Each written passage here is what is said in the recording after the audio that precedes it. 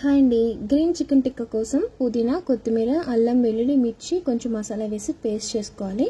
So ఇందులో పసుపు, tasting salt, normal salt వేసి మ్యారినేట్ చేసుకోవాలి. అది మ్యారినేట్ అయ్యేలోపు నేను చారు, chicken curry, white rice, biryani కూడా ప్రిపేర్ చేస్తున్నాను. సో ఇప్పుడైతే ప్యాన్ హీట్ అయిన తర్వాత మన ఈ మసాలాని అందులో వేసి బాయిల్ చేసుకోవాలి.